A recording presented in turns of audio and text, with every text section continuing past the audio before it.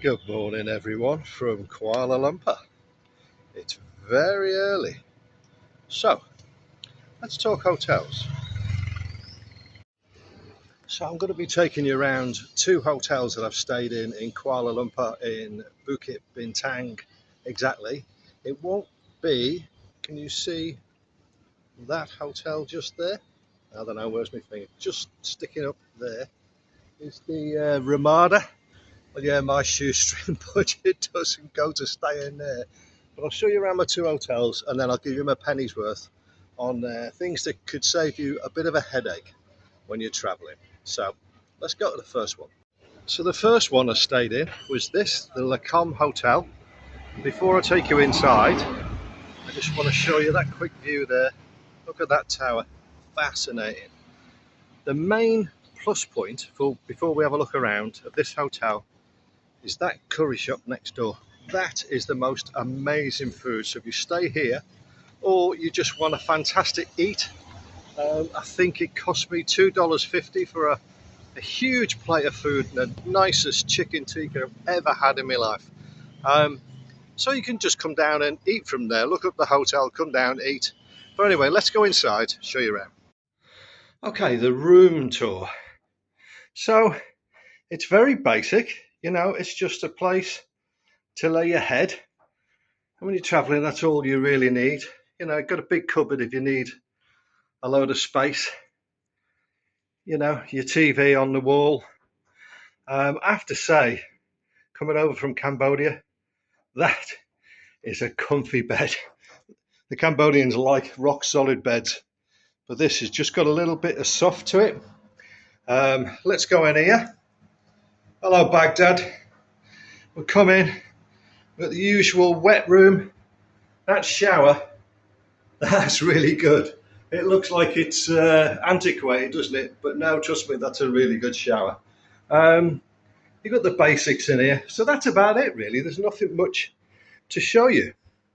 Now I'll give you a couple of points on thoughts of when you're booking rooms in strange places. In Southeast Asia, this could be anywhere, but because this is where I'm traveling, this is the point I'm going to make. First of all, you can find things like this. I didn't think this door was locking from the inside. You look at that just nothing. It's doing nothing, right? So I was going to go down and have a good old complain about that. But as it turns out, when you close the door, the deadbolt just goes across automatically and slides out when you turn the handle. So that could have embarrassed myself. So that was something and nothing. And then it turns out that this is actually a really noisy hotel. Now, I don't know what's going on around. There's always banging going on from downstairs. I think that's a restaurant place. There's lots of chopping going on, whatever. They've obviously got some industrial stuff going on around in the middle of the night, 2, 3 in the morning, it's kicking in. And the air conditioning is fantastic. I mean, it really is good.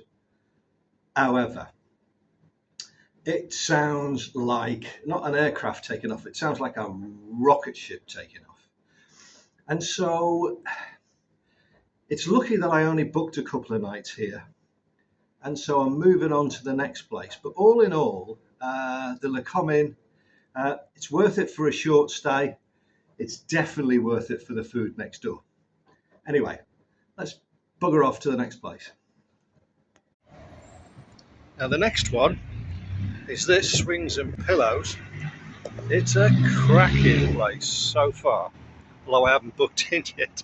It's right on the main road, but I can't see that being an issue, looking at the reviews and whatever. Anyway, you're about to see for the first time, just as I am at the same time. So let's go in. Now the reception's anything to go by. I have to tell you, it's looking good, but you never know. Wait till we get to the room. We'll see. Okay, sometimes you get lucky because I booked a place called Swings and Pillows, and the place that I thought I was going to be staying at was the wrong one because there's more than one. And anyway, it's about a 5 to 10 minute walk, and ended up with this. So I reckon that's going to be pretty comfy. Got the usual stuff here. I don't think that's a what's it now. There's no kettle, but never mind.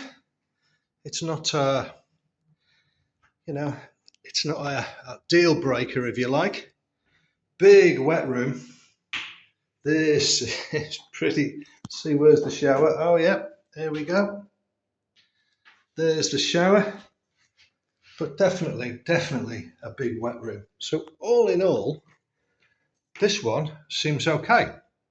So we will have to see how noisy it gets, and if it was as noisy as the last place. Let's find out in the morning. So the big question is, did I get a good sleep?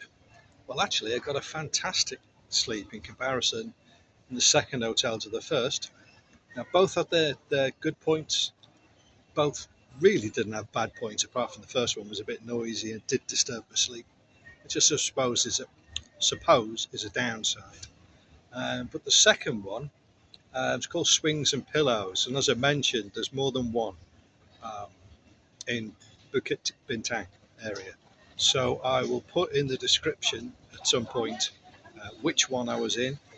I'll put the names of the two guys that were running it. They were so helpful. My room was upgraded for free. I didn't ask, they just did it. And it was a nice stay. As it turns out, I was only there one night.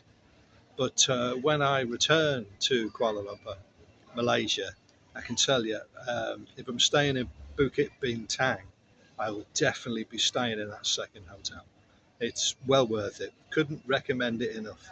Um, at least personally, I had a good experience. So there it is. There's my thoughts on my trip to Malaysia and the hotels I was in. And there's nothing much else to say. So until next time.